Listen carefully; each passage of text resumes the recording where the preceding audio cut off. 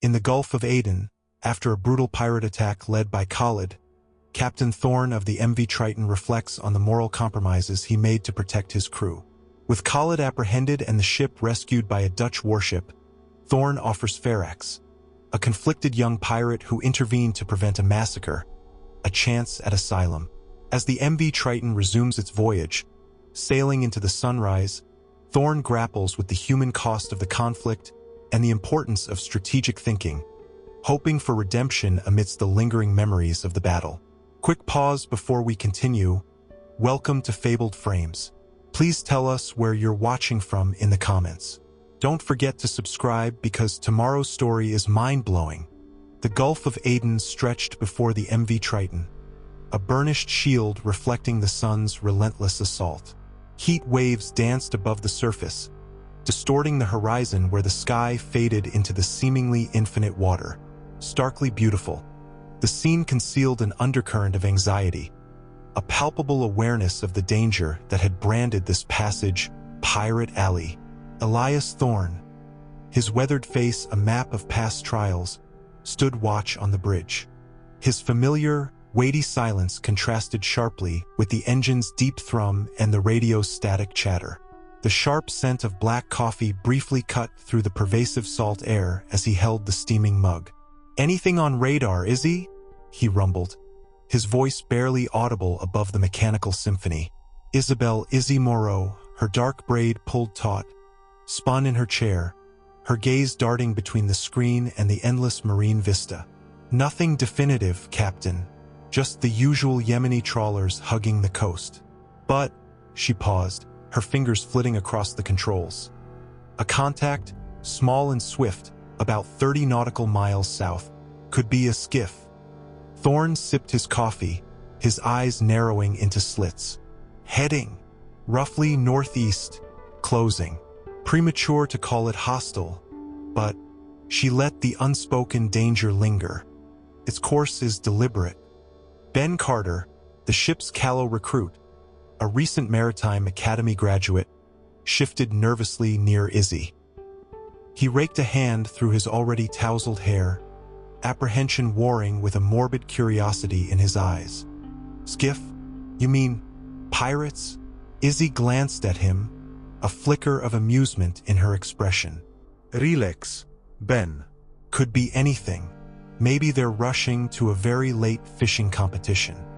Her tone was dry, a subtle reassurance without downplaying the possible threat. Thorne set down his mug. "Stay vigilant, Izzy. Monitor that contact. Ben, get a visual on the port side." His voice, devoid of alarm, held the unmistakable authority of command. Ben stumbled to comply, his eagerness betraying him. His hands trembled slightly as he adjusted the binoculars, the ocean's immensity pressing down, the blue suddenly a predatory shade. "Anything, Ben?" Thorne prompted, his tone patient but firm. Ben swallowed, his gaze fixed on the distant edge. "Just heat distortion, Captain, and some birds circling. Nothing else visible." "Keep scanning." Thorne turned back to Izzy, a furrow deepening between his brows. "Any change in their vector or speed?" "Holding steady, Captain. Maintaining speed. Definitely on a collision course." Izzy's fingers danced across the keyboard, performing calculations. "Projected intercept in approximately 1 hour." The radio squawked, a distorted voice speaking in rapid Somali. Izzy swiftly adjusted the frequency, switching to the international distress channel. "Mayday, mayday, mayday. This is the MV Albatross. We are under attack. Pirate vessel. Immediate assistance requested. Our position is..." The transmission abruptly ceased, replaced by a burst of static, then silence. A chilling quiet blanketed the bridge, punctuated only by the engine's drone. The stark reality crashed down on them. "No drill. No exercise. This was unfolding now." Ben lowered the binoculars, his face now ashen. "They sounded terrified, Captain." Thorne nodded, his expression grim. "They were. Izzy, contact the Naval Coalition." Report the albatross attack and our situation. Request immediate air support. Izzy acted without pause. Her fingers flew across the radio console, her voice calm and controlled as she relayed coordinates, vessel identification, and a succinct account of the incident. Her efficiency stood in stark contrast to Ben's earlier agitation. Thorne watched, his face a mask. He understood that air support was a long shot. A patrol boat or helicopter might arrive too late. They were largely alone, navigating a treacherous sea where desperation and avarice set the rules. He turned back to the horizon, his gaze sweeping the vast, empty expanse. He had sailed these waters countless times, each journey a calculated risk. He had always relied on his knowledge and his crew's loyalty to prevail. But this time was different. This time, the stakes felt higher. Captain, Izzy interrupted his thoughts. Coalition acknowledges our report. They're dispatching a patrol boat, ETA approximately 3 hours. 3 hours. A lifetime in pirate-infested waters. Thorne nodded slowly. Understood. Initiate anti-piracy protocols. Secure cargo holds. Ben, assist Izzy. And Ben, he added, turning to the young man, try not to look so petrified. Sharks smell blood, and pirates smell fear. Ben straightened, attempting a weak smile. Yes, Captain. He hurried to assist Izzy, his movements less graceful but now driven by a newfound purpose. Thorne watched them, a spark of something akin to pride flickering in his eyes. He knew fear was a potent catalyst, but it could also paralyze. He needed a focused, disciplined crew, prepared to fight for their very lives. He approached the ship's intercom, his voice measured and firm as he addressed the crew. This is the captain. We have received reports of pirate activity in the vicinity. We are implementing precautionary measures for the safety of vessel and crew. All hands to assigned stations. Maintain vigilance and report any suspicious activity immediately. That is all. As the crew sprang into action, securing hatches, deploying razor wire, and testing fire hoses, Thorne returned to his position on the bridge. He stared at the shimmering horizon, his mind a whirl of calculations, anticipating the enemy's tactics. He knew the next few hours were critical. He needed to buy time, outmaneuver the pirates, safeguard his crew. He had confronted pirates before and had always emerged the victor. But this time, the atmosphere had changed. This time, the darkness felt closer, the peril more palpable. He thought of Sarah, his wife, waiting for him at home. He thought of the promises made, the future imagined. He couldn't let it end here, in this forsaken corner of the world, at the hands of ruthless brigands. He would fight, employ every resource, every iota of experience and cunning, to ensure the MV Triton and its crew survived this ordeal. He owed it to them. He owed it to himself. He drew a deep breath, the salty air filling his lungs. The sun blazed down, relentless. A curious calm settled over him, that quiet resolve born of past crises. He was prepared.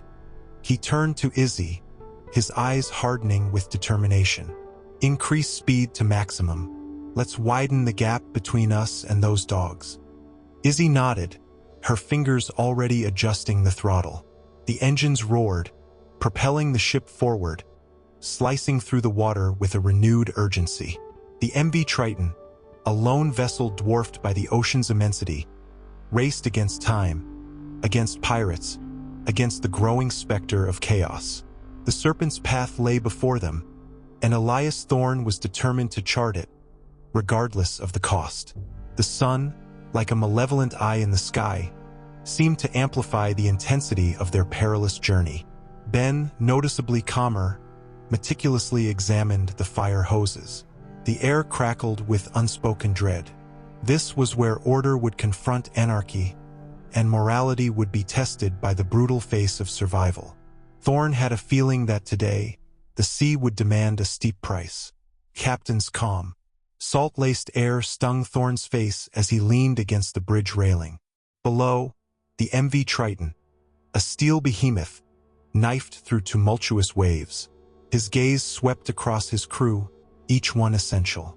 Ben, the newcomer, surprised him with newfound grit, his earlier nerves now channeled into assisting Izzy with the concertina wire.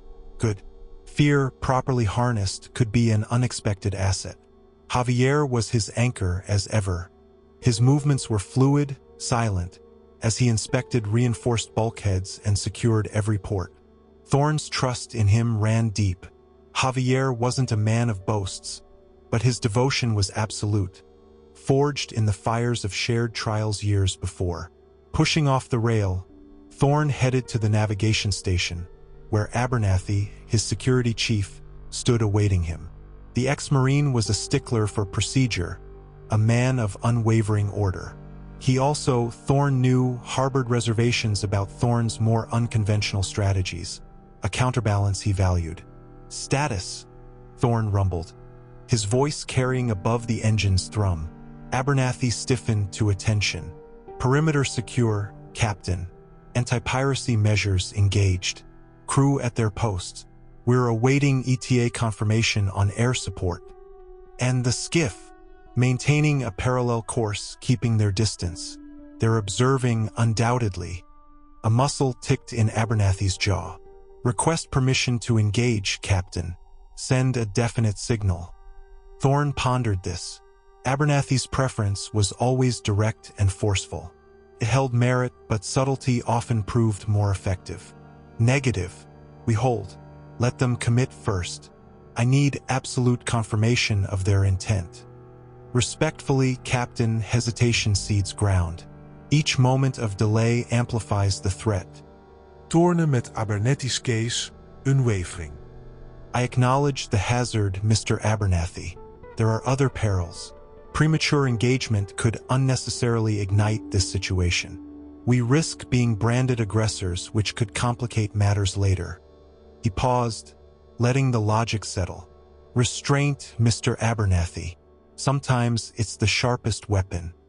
Abernathy, visibly unsatisfied, offered only a clipped, "Understood, Captain." Thorne clapped him on the shoulder. "Good. Ensure the crew remains vigilant. Double the radar watch. And, Mr. Abernathy, review the boarding contingency. I want it airtight." As Abernathy departed, Thorne returned his attention to the vast ocean. Its beauty held a predatory edge, a constant reminder of its untamed power. He knew he was treading a delicate line, protecting his crew while navigating the complexities of international waters and the volatile nature of those who defied them. And he would do whatever was needed to see them safe. He craved a moment of solitude and left the bridge. The ship throbbed around him, a mechanical heartbeat of controlled power and underlying tension. He descended the tight stairwell towards his cabin, a Spartan sanctuary, part office, part refuge. The cabin was functional, unadorned. A narrow bunk, a desk laden with charts, a bookshelf lined with dog-eared books. The only personal items were a framed photograph and an intricately carved wooden box. The photograph showed a younger Thorne, tanned and radiant, standing beside a woman, her eyes alight with laughter, her hair whipped by the wind. They stood on a beach, the sunset painting gold on their faces. It was a cherished relic of a bygone life, almost a dream now. He lifted the wooden box, his fingers tracing its contours. It was a gift from his grandfather, a seasoned mariner who had instilled in him a love for the sea and a profound respect for its strength. Inside, nestled on faded velvet, lay a compass, its needle unwavering, pointing true north. It was a tangible connection to his chosen path, leading him to this moment, this vessel, this looming confrontation. He opened the box, the scent of aged wood and brine filling his senses. He held the compass, feeling its reassuring weight. It symbolized his commitment, his responsibility. He was captain, entrusted to guide his ship and crew through the tempest, to navigate them towards safe waters. Closing the box, he placed it back. A fleeting shadow of melancholy flickered across his face as he glanced at the photograph one last time. Then, resolve hardening, he turned towards the door. Javier was there, waiting. "Captain," he said, his tone calm, "we've detected a faint signal. It's consistent with the air support. They are further out than initially estimated." Thorne nodded. "Thank you, Javier. Inform Mr. Abernathy, and have him prepare the flares. Critical they acquire our position swiftly." As Javier hurried off, Thorne drew a deep breath. The pieces were coalescing. The pirates drew closer, reinforcements were approaching, and his crew stood ready.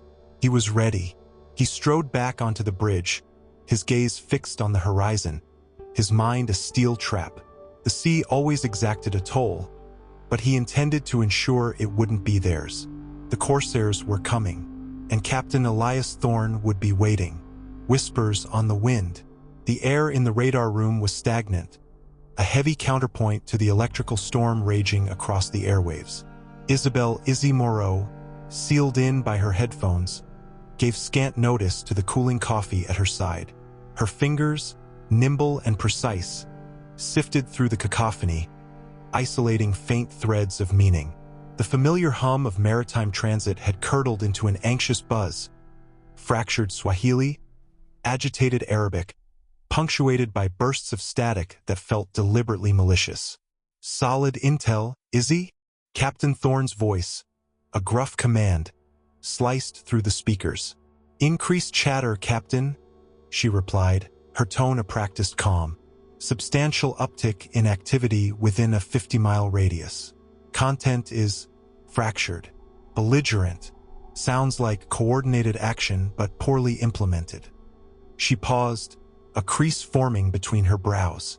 "I'm also detecting several unregistered frequencies. Low output but definitely live." Thorne's response was clipped. "Keep me appraised. Top priority." Izzy nodded, though he couldn't see. Beside her, Ben Carter, the ship's greenest edition, swallowed hard. His initial assignment to her detail had been met with sheer panic. Now the terror lingered, but tempered by a newfound, grim purpose. "Anything I can do, Izzy?" His voice wavered, a thread of uncertainty woven through it. She offered a fleeting, almost spectral smile. "Keep your eyes peeled on the spectrum analyzer. Anything anomalous, even momentarily, flag it. We need to anticipate, not react." Ben nodded, his gaze fixated on the swirling patterns of light. He dragged a hand through his already unruly hair, a nervous tick betraying his unease. The allure of joining the MV Triton's crew had faded, replaced by the stark reality of life at sea. A tense, exhausting vigil, broken only by moments of stark terror. Out on deck, Javier Rodriguez moved with deliberate steps along his patrol route. The ship's usual comforting groans now sounded like a solemn dirge, counting down to something ominous. Sunlight glared off the water's surface, blindingly bright, yet Javier felt a persistent chill that had nothing to do with the heat. He scanned the unbroken horizon, searching for any indication of the skiff that had shadowed them earlier. It had vanished hours ago, a disappearance that only heightened his sense of foreboding. It wasn't gone. It was lurking. He adjusted the rifle across his shoulder, his grip tightening reflexively. A man of few words, Javier was a devotee of action. He had witnessed enough of the world's darker corners to know that peril rarely announces itself. He spotted two engine room crewmen clustered near a ventilation shaft, their voices hushed like conspirators. Javier approached slowly, his senses amplified. "Everything all right here?" His voice, a low rumble, cut through their murmurs. The two men startled, jumping as if caught in some illicit act.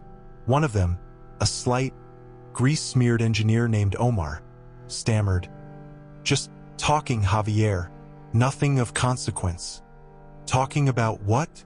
Javier pressed, his gaze unwavering. Omar hesitated, then cast a nervous glance at his companion, who offered a barely perceptible nod. "Rumors, Javier." "Just rumors about the corsairs." "What rumors?" Javier inquired, his patience wearing thin. They say there are more this time, Omar blurted, his voice catching in his throat. More boats, more desperate souls. He swallowed audibly. They say they're hitting anything afloat, offering no quarter. Javier's expression remained unreadable. He, too, had heard the unsettling tales whispered on the wind, accounts of escalating brutality, of crews brutalized and ships swallowed whole by the sea. He didn't wish to breed fear amongst the crew, but he couldn't afford complacency either.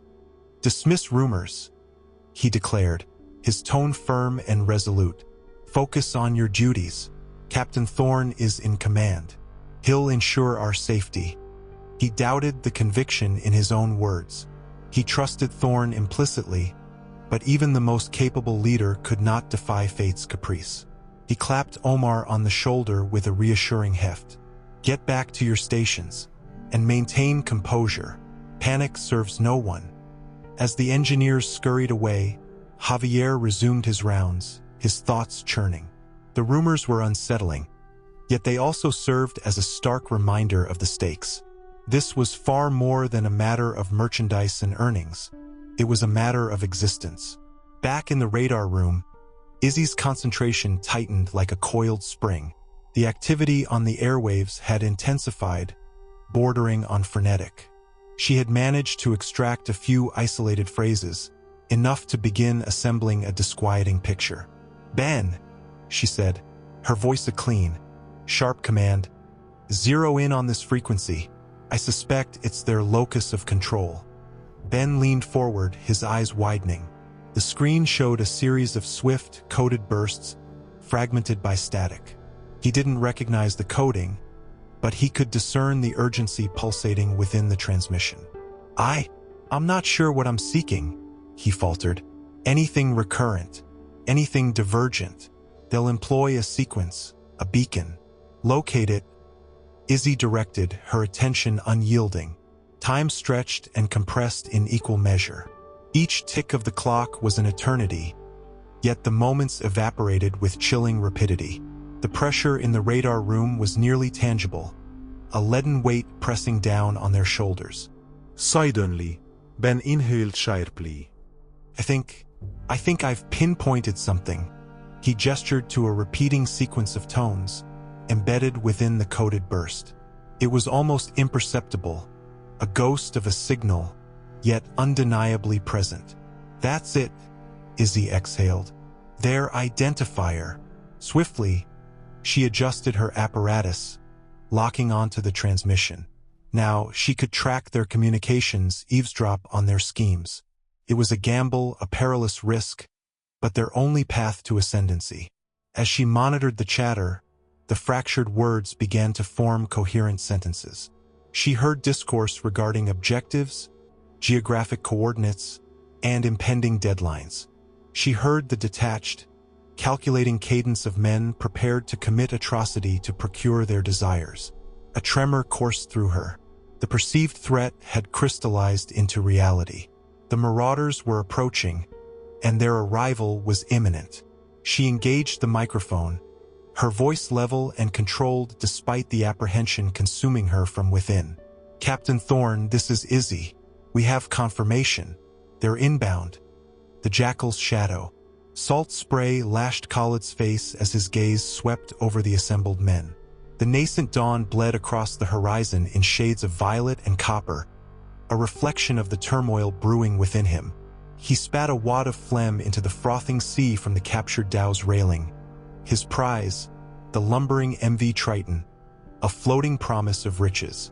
"Brothers," he bellowed, his voice a gravelly mix of sea air and cot. A heterogeneous group of seasoned buccaneers and desperate youths turned to him, faces a canvas of avarice and trepidation. Khaalid thrived on that fear. It was the coin of his command. "Today we gorge. We seize what is owed. For too long we've scrabbled for crumbs, begging like curs. Not anymore. That vessel." A grand sweep of his arm indicated the Triton. "Brims with fortune, wealth to buy us influence, renown, and a life unbound." A jagged cheer rolled through the ranks. Khaalid absorbed it, relishing the moment. He knew that beneath the forced bravado, many trembled. They had witnessed firsthand the consequences of failure, the arrival of foreign warships, the resistance of targeted vessels. But fear, like his AK-47, was a tool capable of honing their focus, fueling their attack. "Remember," he lowered his voice to a menacing murmur, "resistance awaits. These infidels won't relinquish their bounty willingly. Yet we are warriors, sons of the arid lands, sea predators. We will rend them asunder." He hoisted his Kalashnikov, its metal surface gleaming in the nascent light. "Show no quarter. Claim what you desire. And remember, the first to the spoils claims the lion's share." The subsequent cheers exploded with renewed vigor, greed eclipsing apprehension. Khaalid grinned, a stark white flash against his sun-beaten face. His eyes scanned the throng, pausing on Omar Hassan. A granite-faced behemoth, Omar stood near the bow, his gaze burning with savage zeal. Khaalid's most devoted lieutenant, a brutal executor with a penchant for pain. "Omar," Khaalid barked, "ensure everyone is battle-ready. Weapons primed, engines roaring. Skiffs in the water within 10. A grunt of acknowledgement, and Omar lumbered off, his heavy footsteps reverberating across the deck. Khaalid watched him go, a spark of something akin to satisfaction flickering in his gaze.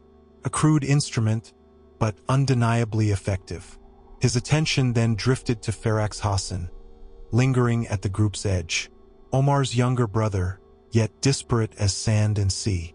Intelligent, observant, and, Khaalid increasingly suspected, burdened by a conscience. The haunted quality of Faarax's eyes hadn't escaped him, nor the way he winced at each percussive blast. A liability, perhaps, but also Omar's kin, and Omar was too valuable to jeopardize. Khaalid approached Faarax with a deliberate, predatory grace. "Faarax," he said, his tone disarmingly gentle. "You seem troubled. What weighs on your spirit?" Faarax startled, eyes widening with alarm. He swallowed hard, his Adam's apple a frantic dance. "No, Khaalid." "I am fine." A dry, humorless chuckle escaped Khaalid. "Don't trifle with me, Faarax. It is etched upon your face. You overthink. A luxury we cannot indulge out here. Only action holds value here." He invaded Faarax's personal space, his breath a hot gust. "Remember your allegiance, Faarax. Remember your provider. Remember the fate of those who breach our trust." He straightened, delivering a forceful clap to Faarax's shoulder, nearly knocking him off balance. "Now, prepare yourself. Riches await." Faarax nodded, pallid-faced, and retreated. Khaalid watched him, a shadow of concern darkening his visage. Faarax required close monitoring. Chaos throbbed below deck. The pirates outfitted themselves with a motley assortment of weaponry. Time-worn AK-47s, archaic RPGs, machetes, and blades. The atmosphere choked with sweat, gunpowder, and acrid diesel fumes. Omar plowed through the press like a raging bull, barking directives and issuing threats. "Check your magazines," he roared, seizing one pirate by the collar. "Ensure your weapon functions. No excuses when lead starts flying." He shoved the pirate away, sending him sprawling. Spotting a youth, barely 15, struggling with a grenade, Omar snatched it away, his eyes blazing. "Do you intend to obliterate us all, you witless fool?" he bellowed. "One yank of that pin and you'll be chum for sharks." He hurled the grenade into a sand-filled bucket and delivered a harsh kick to the boy's rear. "Vanish from my sight. Assist with the fuel."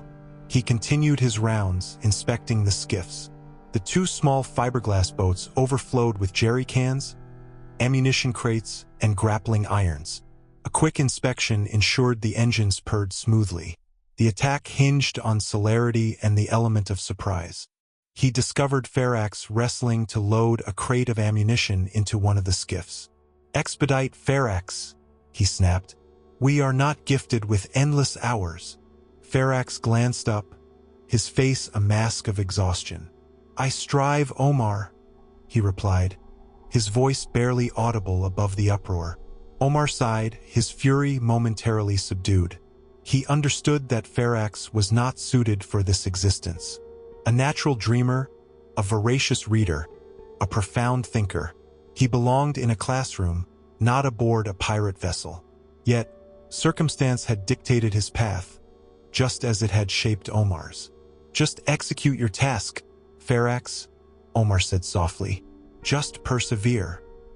He clapped Faarax on the shoulder, a rare display of tenderness, and returned to his duties.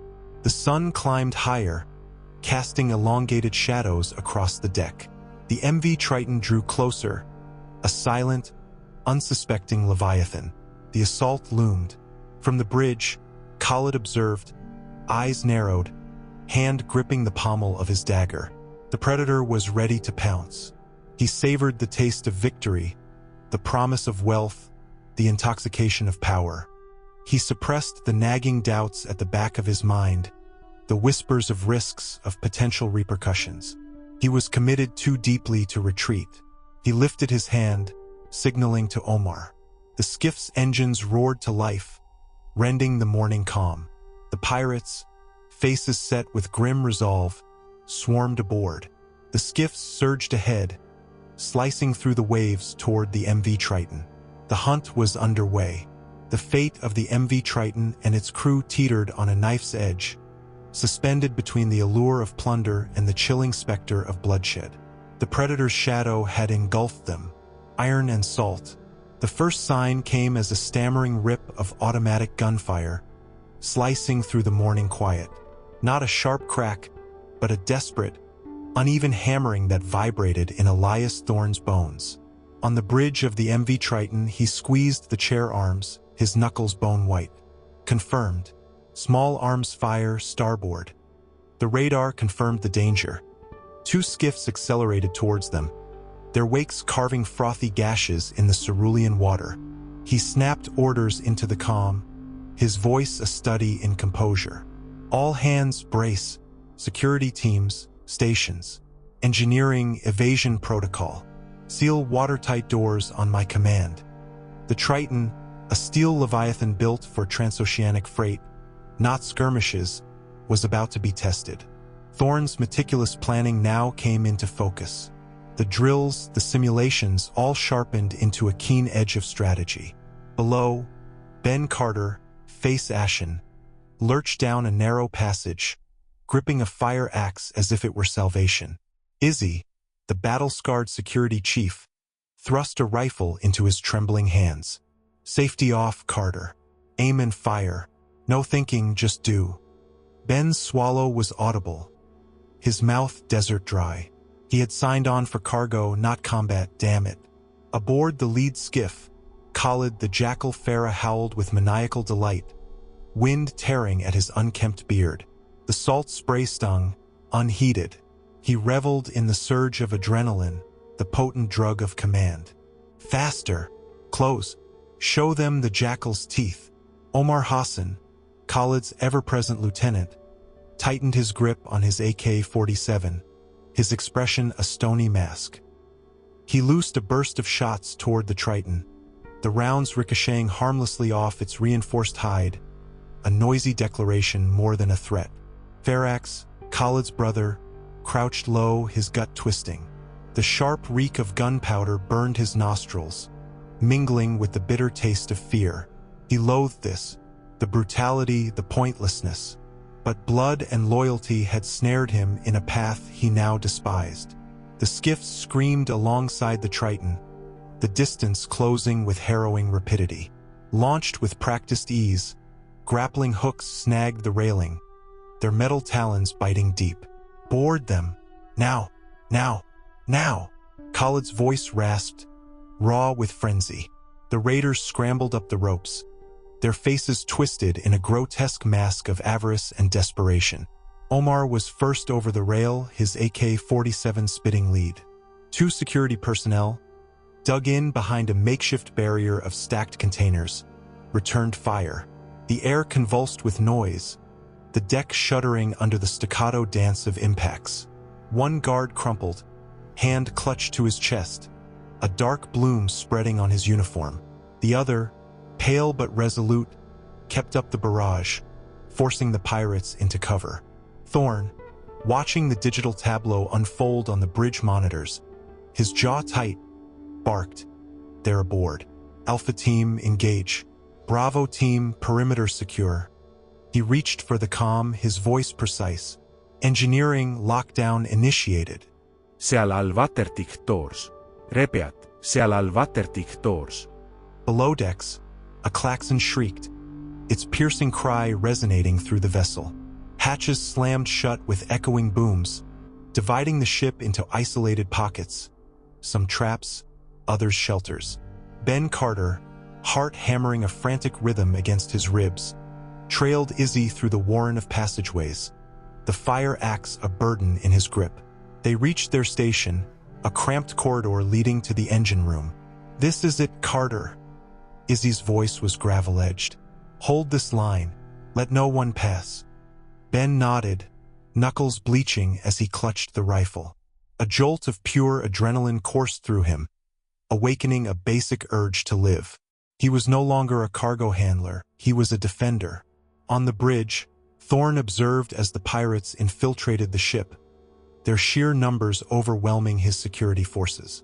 They were like vermin, scurrying through the steel innards, their eyes gleaming with greed. "Report!" Thorne snapped into the comm, "Bridge secure. Navigation online." A voice answered. "But they're in the mess and moving toward cargo hold 4. Khaalid, having secured the main deck with Omar and his inner circle, roared commands. "Find the captain, the riches, gut this ship." He spat on the deck, then shoved a young pirate. "What are you waiting for? Move, or die here." Faarax watched Khaalid, his face a study in revulsion. This was not it. There had to be another way. But his dissenting voice was lost in the din, swallowed by gunfire and pirate cries. Thorne knew this couldn't continue forever. The Triton was vast, their numbers too great. But he had bought time. Time for the next phase. He flicked a hidden switch on the panel, a subtle motion. Indicators illuminated, confirming activation. "Phase 2, he breathed, barely audible. "Let's play." The Triton, a metallic fortress of steel and cargo, had become a snare, and the pirates, blinded by avarice, had sprung it. The salt spray continued to coat the deck, mingling with the reek of powder and the stench of fear, a vile concoction of iron and salt. Trapped, the metallic clang of Khaalid's AK-47 but against the steel door echoed down the narrow corridor. "Open it!" he roared, his voice tight with barely suppressed fury. The door, reinforced plating designed to compartmentalize the ship in case of fire or hull breach, remained stubbornly sealed. "Blast it open, Omar." Omar Hassan, Khaalid's most reliable lieutenant, stepped forward, hefting the RPG-7. The cramped confines of the corridor made wielding the weapon awkward, but he was a professional. "The blast might collapse the corridor, Khaalid," he cautioned, his voice calm despite the palpable tension. "We could try the cutting torch first?" Khaalid spat on the deck. "Patience is for goats, Omar. I want this ship and I want it now. Blast it." He gestured impatiently with his Kalashnikov. "And be quick about it." Omar sighed, a wisp of resignation escaping his lips. He adjusted the RPG, aiming carefully at the center of the door. The roar of the rocket filled the corridor, followed by a deafening explosion. The door buckled inward, twisted and blackened, but remained, miraculously, hanging in its frame, albeit precariously. "Again!" Khaalid screamed, his eyes blazing with frustration. Meanwhile, on the upper deck, Javier Rodriguez patrolled, his hand resting on the Glock holstered at his hip. The silence was unnerving. The ship felt deserted, a steel tomb adrift on the waves. He strained his ears, listening for any sign of movement, any telltale sound that would betray the pirate's position. A sudden scraping noise from the ventilation shaft above made him jump. He raised his weapon, pointing it skyward. Nothing. just the creaks and groans of the ship adjusting to the rhythm of the sea. He moved on, his senses on high alert, each step measured and deliberate. He knew Captain Thorne had a plan, but the waiting was agonizing. He rounded a corner and nearly collided with two pirates emerging from a doorway. They were armed with machetes and looked just as surprised as he was. Without hesitation, Javier drew his Glock and fired. The first shot hit one of the pirates in the shoulder. The second found its mark in the other's chest. They crumpled to the deck, groaning. Javier didn't wait to see if they were dead. He knew more were likely on their way. He retreated, firing a few more shots down the corridor to cover his withdrawal, before disappearing around the corner. Below decks, in a narrow corridor near the engine room, Ben Carter huddled with Izzy, a young Filipino crew member barely out of his teens. They had barricaded themselves behind an overturned metal cabinet and a stack of crates. Ben clutched a heavy wrench, his knuckles white. Izzy held a fire axe, his eyes wide with fear but his grip firm. "They're coming?" Izzy whispered, his voice trembling. Ben nodded grimly. He could hear the heavy thud of boots on the metal floor, growing closer with each passing second. He hadn't signed up for this. He was just a mechanic, fixing engines, not fighting pirates. But here he was, defending his life, defending his ship. The pirates rounded the corner, 3 of them armed with AK-47s. They opened fire, bullets ricocheting off the metal walls, sending sparks flying. Ben and Izzy ducked behind their makeshift barricade, the air thick with the smell of gunpowder and fear. "Now!" Ben yelled, and they both charged out from behind the barricade. Ben swung the wrench with all his might, connecting with the head of one of the pirates. The pirate staggered backward, clutching his skull, before collapsing to the floor. Izzy, fueled by adrenaline, swung the fire axe, burying it deep in the chest of another pirate. The pirate screamed, a gurgling sound, before falling beside his comrade. The third pirate, momentarily stunned by the ferocity of their attack, raised his AK-47. Ben lunged forward, tackling him to the ground. They wrestled for the weapon, each struggling for control. Ben managed to wrest the rifle away from the pirate and slammed the butt of the weapon into the pirate's face. The pirate went limp. Ben stood up, panting, his body aching, his hands shaking. He looked at Izzy, who was staring at the bodies of the pirates, his face pale. "We need to move," Ben said, his voice hoarse. "They'll be back." Back on the bridge, Captain Thorne monitored the situation on the security cameras. He watched as Javier engaged the pirates on the upper deck, as Ben and Izzy fought for their lives below decks. He knew his crew was holding their own, but they couldn't hold out forever. It was time to move. He picked up the intercom.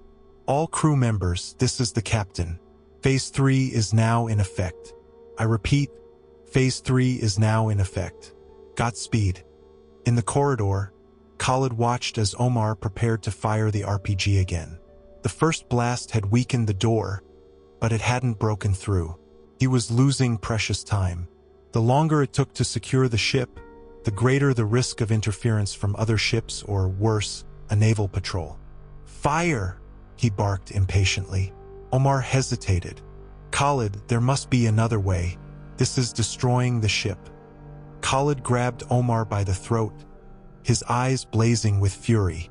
"Are you questioning me?" he snarled. "I will not tolerate insubordination. You will do as I say, or you will face the consequences." Omar swallowed hard, his eyes filled with fear. He nodded slowly, releasing the RPG.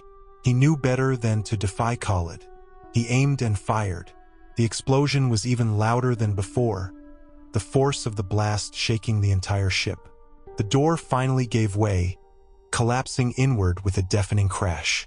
Khaalid grinned, a predatory gleam in his eyes. He pushed past Omar, stepping over the debris. He expected to find resistance, armed crew members waiting to ambush him. But the corridor beyond the door was empty. "Where are they?" he muttered, his brow furrowed. Suddenly, the lights flickered and died, plunging the corridor into darkness. A low hum filled the air, followed by a series of clicks and whirs. "What's happening?" Omar asked, his voice filled with alarm. Khaalid didn't answer. He felt a strange vibration beneath his feet, a subtle shift in the ship's structure. Then, with a jolt that threw him off balance, the entire ship lurched to the side. He grabbed onto the wall, struggling to maintain his footing. He heard screams and shouts from other parts of the ship. "What in God's name was that?" he roared, his voice barely audible above the cacophony of noise. The ship lurched again, even more violently than before. Khaalid felt a wave of nausea wash over him. He knew with a sickening certainty that they were trapped. The cold-blooded captain of this ship was playing a game, and Khaalid, the jackal of the Gulf, was now a pawn. The ship was no longer a prize, but a steel cage. Ghosts of the past. Red strobes clawed at Thorne's face, an infernal mask amidst the clamor. Unmoved, his fingers danced across the control panel. "Phase 2, he stated, a pocket of composure against the rising tide of panic. Gunfire hammered the hull, voices screamed. Yet inside the bridge, a hushed expectancy settled. They trusted him. Their survival depended on it. But the serenity was a fragile construct. Behind his gaze, specters stirred. He was no longer captain of the MV Triton, but Lieutenant Thorne aboard the HMS Dauntless, a Greyhound destroyer knifing through the frigid North Sea, trickling down his brow, leaving a smear that resembled tribal paint. Phase 2 was greenlit. He activated the internal comms, his voice a hoarse croak. "Rodriguez, Carter, status report." A burst of static gave way to Rodriguez's voice, strained but unbroken. "Rodriguez, galley. Holding, but these pirates breed like vermin. Take one down, 2 more surface." "Understood." Carter. More static, punctuated by concussive blasts. Then Carter, panting. "Engineering. Sabotage attempt on the engines. I've discouraged them somewhat. Can't promise how long I can hold." "Good work, both of you. Let's up the ante." Rodriguez, fall back to crew quarters. Carter, seal off the engine room and retreat to lockdown. "We'll herd them." He killed the connection and began inputting commands into the ship's battered computer. The schematics flared on the screen as his fingers danced across the damaged keyboard. He knew this vessel intimately. Every conduit, every air shaft, every hidden recess. Time to weaponize the Triton. First, darkness. He initiated a staggered blackout, plunging sections into momentary oblivion, a strobe effect designed to disorient. Let them flounder, lost in the gloom. Then, the fire suppression system, selectively activated. It unleashed a torrent of thick, suffocating foam into targeted corridors, rendering movement a viscous nightmare. A predatory grin stretched across his face. Small victories. He imagined them cursing, flailing blindly in the foamy deluge. Across the Gulf of Aden, in the cramped communications bay of the Dutch naval vessel HMS Tromp, Aisha nor hunched over a scrambled transmission, sweat plastering strands of hair to her forehead. Her fingers flew across the console, chasing the elusive signal. Weak, intermittent, yet undeniably present. The Triton's distress beacon, encrypted with a code known only to a select few, a code Thorne himself had helped forge. Almost there, she breathed, eyes locked on the screen. Commander van der Velde, a man whose face was a roadmap of naval experience, stood behind her, hands clasped. His presence radiated quiet command. "Progress, Nor." Aisha didn't answer, fully absorbed in her digital duel. Finally, a triumphant gasp escaped her as she cracked the algorithm. The message flooded the screen. "Under attack. Pirates. Urgent assistance required." REPA, urgent assistance. Followed by coordinates. Aisha spun to face the commander, eyes alight with urgency. "It's Thorne. He's been compromised." Van der Velde reacted instantly. "Helm, immediate course alteration. Plot a course for the coordinates provided. Full speed." He turned back to Aisha. "Compile everything we have on the MV Triton. Blueprints, crew roster, vulnerabilities. Everything." The Tromp shuddered as its turbines spun up, slicing through the waves toward the beleaguered freighter. Back on the Triton, Thorne escalated his countermeasures. He triggered the emergency sirens, a piercing shriek that reverberated through the ship, amplifying the pirates' confusion.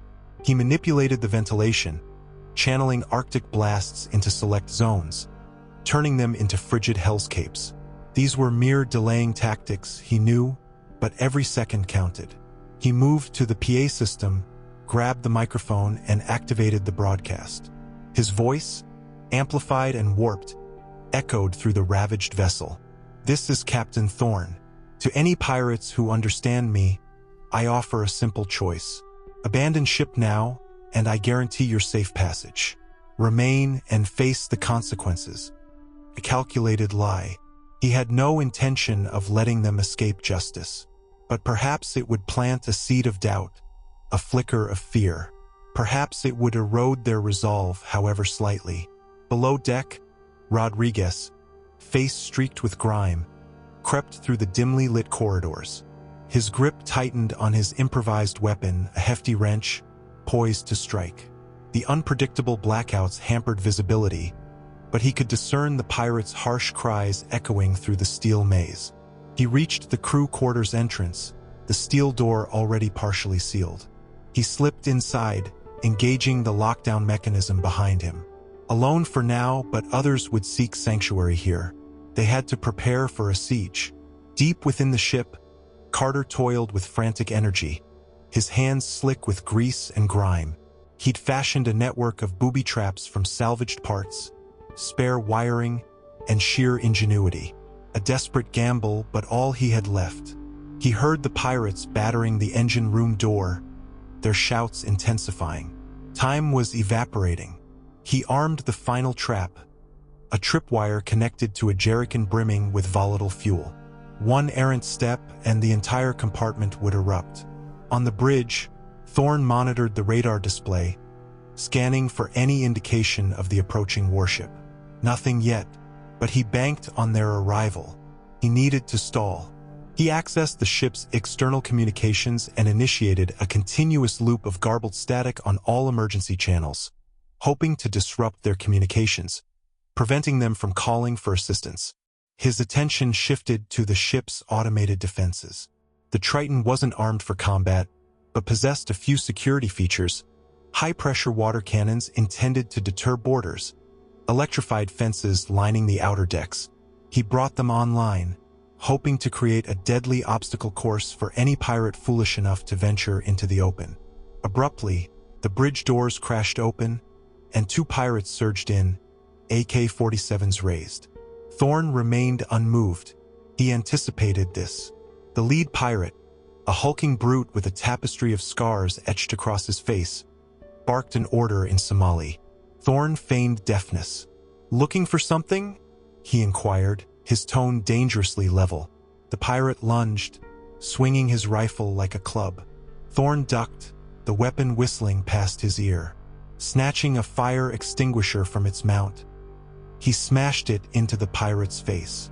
The man reeled, clutching his shattered nose, blood erupting between his fingers.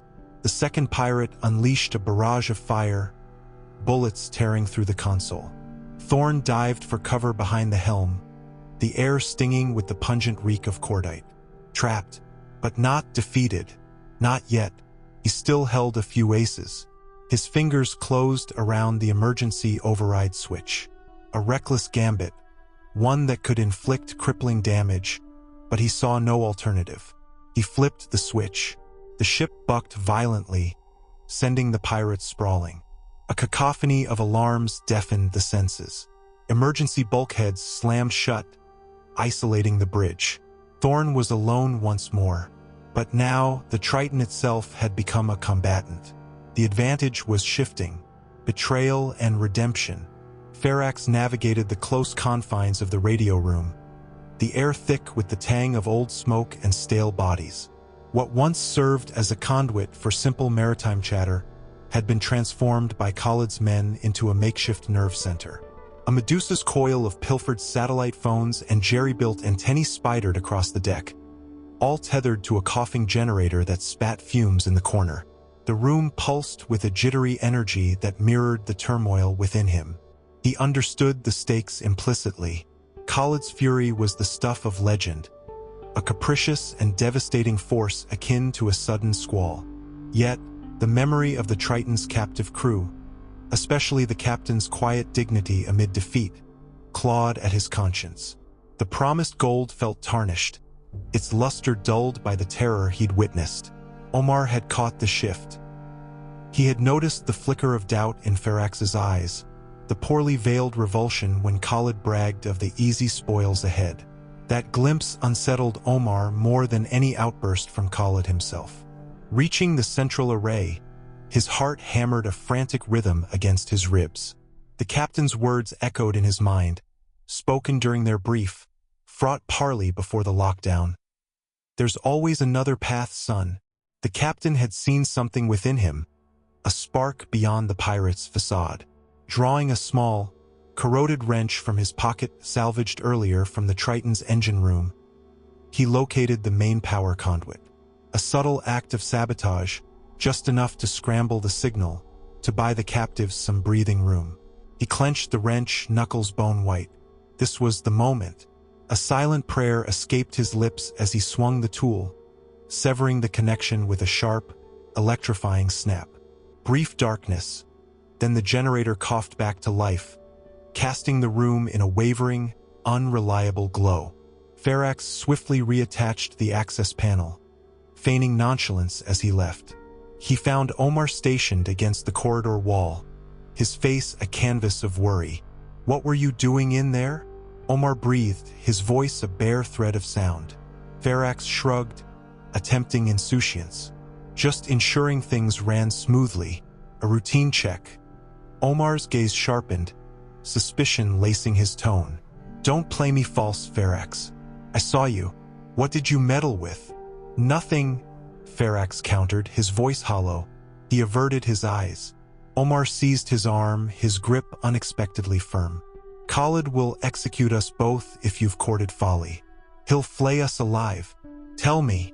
Before Faarax could respond, a volcanic roar erupted from the radio room. Khaalid charged out, his face a mask of unbridled rage, eyes burning like embers. He was a tempest of fury, his AK-47 gripped tight. "The comms are dead. Sabotaged," he thundered, his voice reverberating through the constricted passages. "Who is responsible?" His gaze swept over the assembled pirates, each man shrinking under his scrutiny. He paused abruptly when his eyes fixed upon Faarax and Omar. "You too. Why were you lurking near the radio room?" Khaalid challenged, his voice laced with venom. Omar paled, his Adam's apple bobbing nervously. We were just on patrol, Khaalid," he stammered. Ensuring the perimeter was secure, Khaalid stalked towards them, his gaze drilling into Omar's. "Don't insult my intelligence, Omar. I can detect your fear like cheap perfume. Who is the perpetrator?" Omar's eyes flickered to Faarax, then back to Khaalid. He parted his lips to speak, but no sound emerged. An internal struggle played across his features. Shield his brother or appease the despot? Sensing Omar's hesitation, Khaalid seized him by the throat, squeezing hard. "Confess," he bellowed, his face centimeters from Omar's, "or I'll carve out your tongue." Faarax couldn't bear to witness his brother's torment.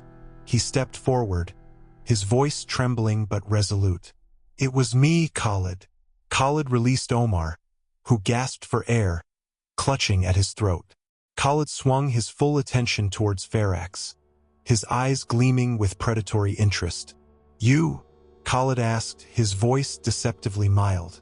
"Pray tell, Faarax, why would you turn on me?" I couldn't abide it any longer," Faarax whispered. "The slaughter, the dread, it's unjust." Khaalid threw back his head and cackled, a grating, mirthless sound that chilled Faarax to the bone. The concepts of righteous and immoral are illusions. Faarax. Only dominion holds true. Only self-preservation. You are craven. You are pitiable. He struck Faarax across the face with a brutal backhand, sending him sprawling onto the deck. Faarax tasted the metallic tang of blood. Bind him, Khaalid commanded, his voice dripping with disdain. We'll deal with him anon. First, we restore the comms. I need clarity on the situation out there. I must know if retribution is approaching. 2 pirates seized Faarax, dragging him toward one of the cargo holds. Omar watched, helpless, his face a study in guilt and despair. He attempted to intervene, but Khaalid brushed him aside. Stay out of this, Omar, Khaalid snarled. You are fortunate that I don't suspect you're complicit. Now resume your duties, and fix those wretched comms. Omar scrambled to his feet, his eyes darting between the receding figure of Faarax and Khaalid's menacing presence. He knew he faced a critical juncture. Continue blindly in Khaalid's wake, or endeavor to rescue his brother, even at the cost of his own existence? He knew Faarax was not evil, just cowardly. He recalled the captain's words to Faarax. There's always another path, son. Perhaps that truth applied to him as well. As pirates toiled to repair the damaged equipment, Omar retreated, his mind ablaze with possible actions. He didn't possess a clear plan, but he resolved to act rather than stand idly by as Faarax met his end.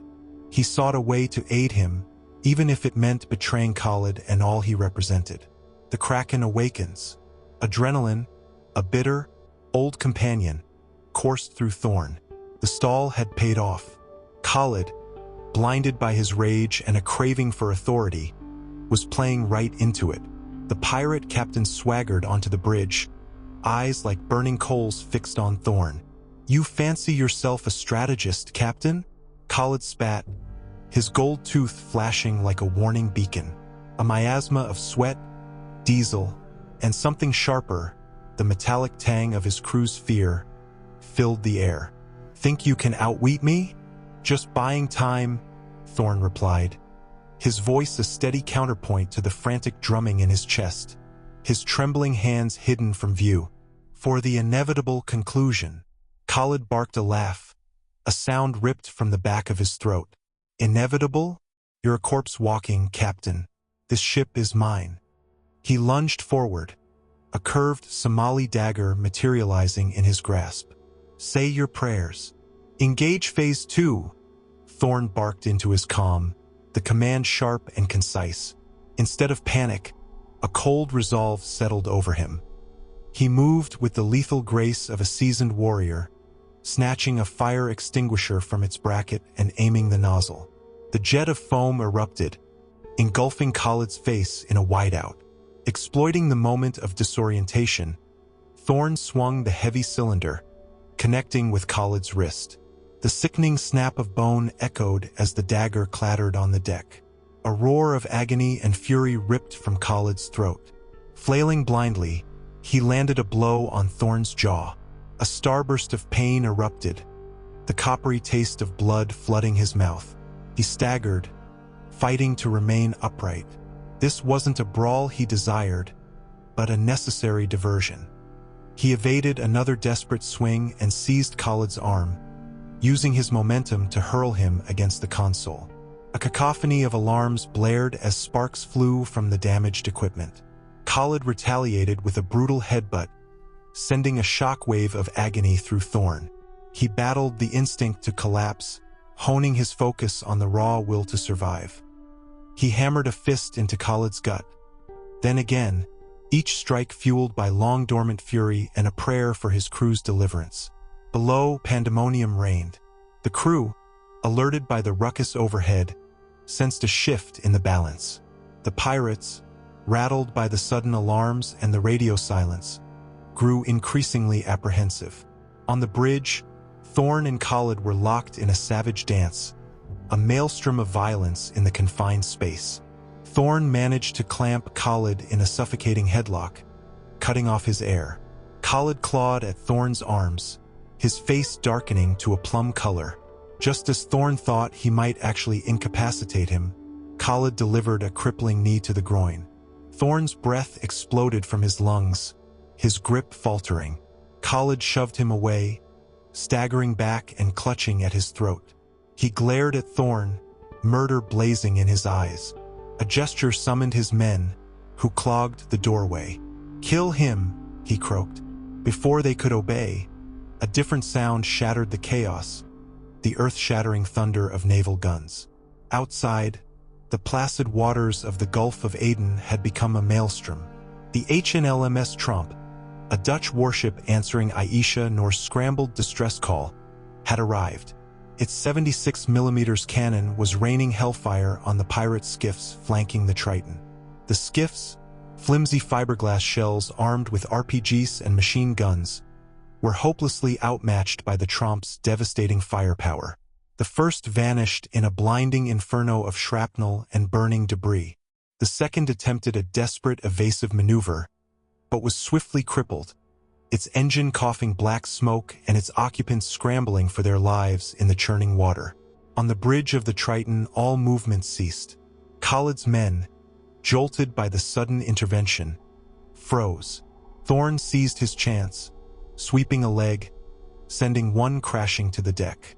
"Now who's being played?" Thorne rasped, his voice raw with exhaustion. Below decks, the firefight intensified. The pirates, caught between the relentless naval shelling and the burgeoning mutiny, began to crumble. The lockdown had funneled them into claustrophobic corridors, turning the ship into a deadly labyrinth. Faarax, still bound but now guarded by only one increasingly terrified pirate, watched the mayhem unfold with a mix of dread and guarded optimism. The warship's arrival was a miracle, a gamble exceeding his wildest hopes. On the bridge, the Triton's guns continued their merciless assault. The pirates on the surviving skiff returned fire ineffectually, their RPGs detonating harmlessly against the Triton's thick hull. Khaalid, momentarily forgotten, was regaining his bearings. He watched his dreams of riches dissolving into smoke and fire, his gaze darting around the bridge, desperate for a means of escape, a way to snatch victory from the jaws of defeat. "Omar!" he bellowed, his voice cracking with desperation. "Omar, get me off this vessel." A shadow detached itself from the cluster of pirates, hesitant, conflicted. It was Omar. He glanced from his brother to the burning skiffs, then to the enraged captain, his face a canvas of indecision. Thorne saw the opportunity to exploit the fisher. "He'll abandon you to your fate, Khaalid," he taunted, his voice a low growl. He betrayed his own kin. "What makes you think you're any different?" Suspicion flared in Khaalid's eyes, a flicker of doubt eroding his trust. He studied Omar with newfound uncertainty. The bond between them, already fraying, threatened to sever completely. Sensing the change in Khaalid's demeanor, Omar stepped forward, raising his hands in a gesture of appeasement. "Khaalid, we must be rational. We can still dash." Before he could complete the sentence, Khaalid exploded, seizing Omar by the throat. "Traitor!" he bellowed. "You were complicit." The bridge erupted in renewed pandemonium. Omar fought against Khaalid's strangling grip, his face turning a mottled crimson. The remaining pirates, uncertain of their loyalties, hesitated, their unity shattered. Thorne watched the brothers grapple, a grim satisfaction settling within him. His risky maneuver had succeeded. The pirates were turning on each other, their simmering conflicts finally reaching a boiling point. The Kraken, at long last, had awakened. The naval assault raged on outside, the chaos reaching fever pitch. It was now a desperate fight for survival, and Thorne knew he had to seize the fleeting advantage before all was lost. A choice of futures. The bridge was a charnel house, thick with the acrid tang of cordite and the metallic scent of spilled blood. Khaalid, trapped and feral, pawed at the detonator. His bloodshot eyes flicked wildly between Omar's tattered remains, the sparking consoles, and Thorne, who leaned against the breached command station, a dark blossom spreading across his tunic. Think you've won, old wolf? Khaalid hissed, his voice a venomous rasp. That you can break the jackal? He stabbed at the detonator with a thick finger. I'll drag you all down with me. Every last infidel cur. The air thrummed with taut anticipation. Thorne remained still. He had anticipated this gambit, the desperation, the final, futile rebellion. He'd witnessed it countless times, in desperate eyes across different battlefields. He simply needed to play this last card with care. Such a waste, Khaalid, Thorne murmured, his voice a gravelly counterpoint to Khaalid's rage, each word a carefully aimed dart. So much promise, squandered for this. He swept a weary hand across the ruined bridge. Faarax, huddled near the doorway, his youthful face smeared with grime and fear, at last stirred. He peeled himself away from the bulkhead, his gaze locked on the detonator clutched in Khaalid's hand. The swaggering pirate seemed diminished now, the boy beneath the bravado exposed. Khaalid, please. Faarax's plea was a fragile thread, yet it sliced through the suffocating tension. Don't do this. There is no honor here, only madness. Khaalid ignored him, his thumb hovering over the activation button. Silence, whelp. You were always a weakling, just like your brother, a craven dog. The insult struck like flint on steel. Something in Faarax's expression solidified. He surged forward, a quicksilver strike. Taken aback, Khaalid stumbled. Faarax snatched at the detonator, his fingers clamping around Khaalid's wrist in a desperate contest. A fierce struggle erupted, a frantic ballet of survival amidst the wreckage. Thorne observed, his ravaged body screaming in protest, each movement a searing fire. He couldn't interfere. Not yet. This was Faarax's trial by fire, his reckoning. Get off me, you little rat, Khaalid bellowed, trying to shake Faarax loose. He swung his free hand, connecting with Faarax's jaw. Faarax grunted, but his grip tightened, fueled by the understanding of what hung in the balance. Sweat plastered Faarax's hair to his forehead as he grappled with Khaalid. He was outmatched in brute strength, but his resolve burned with a desperate heat. With a final surge of adrenaline, he twisted Khaalid's arm, wrenching the detonator free. It bounced onto the deck. Faarax scrambled towards it, his fingers clumsy with fear. He recognized the setup. He'd seen Omar prepare similar devices countless times, but his hands trembled so violently he could scarcely make out the components. You traitorous cur, Khaalid shrieked, kicking Faarax in the ribs. Faarax gasped, collapsing, but he clutched the detonator. He ripped at a vital wire, severing the circuit. The small red light stuttered and died. Silence descended, profound and absolute. Faarax lay gasping for air, his body throbbing. Khaalid stared at the deactivated device, his features contorted in disbelief. The color leached from his face, leaving him ashen and defeated. Thorne pushed himself upright, his movements careful, measured. He limped toward Khaalid, his gaze unwavering. It's finished, Khaalid, Thorne stated, his voice low and rough. The Dutch are inbound. Your skiffs are gone. Your crew are scattered, tearing each other apart like vultures. You hold no sway here now. Khaalid remained mute, his chest heaving. Thorne halted a few feet away. I am extending a courtesy you denied others. Surrender. Instruct your remaining men to yield. I will ensure your handover to the proper authorities.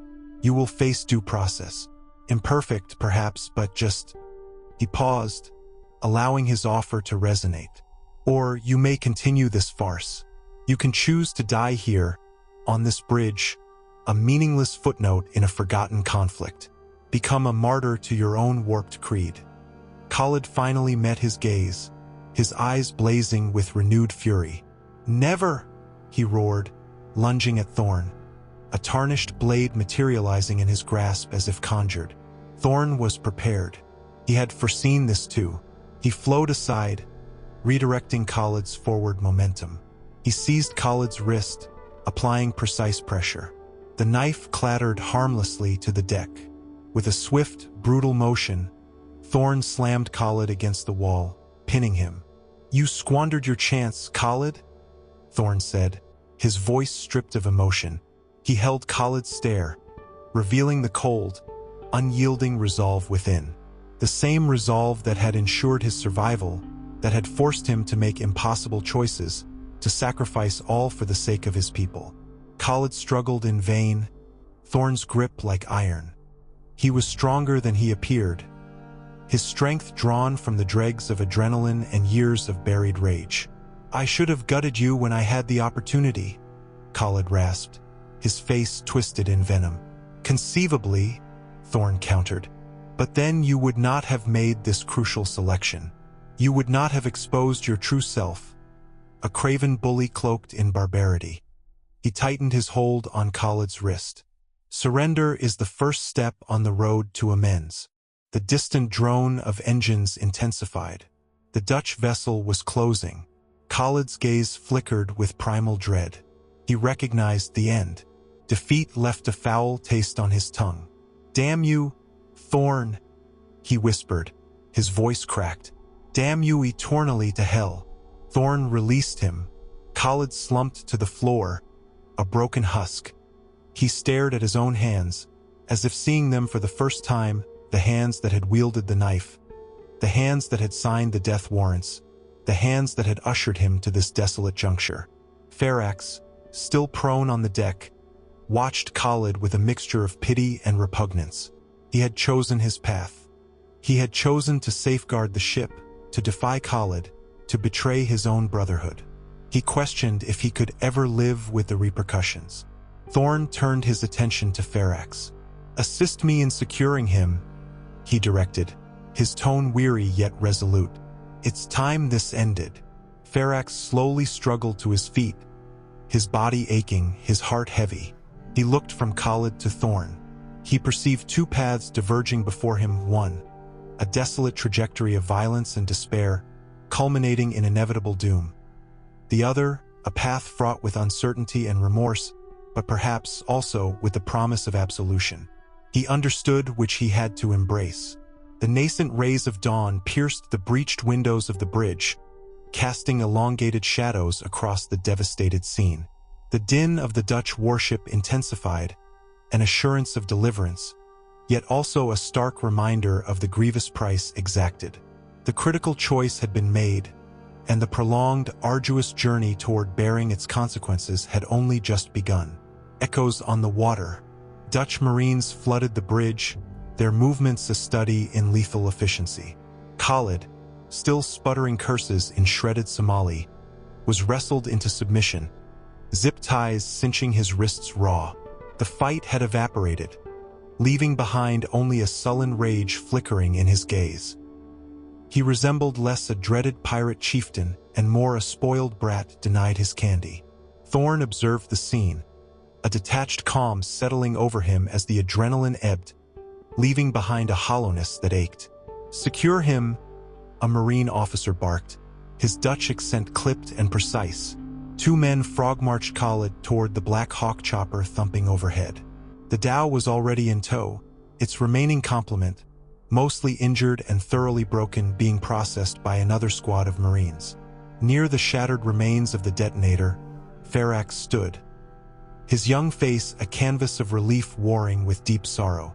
He looked impossibly fragile, barely a man.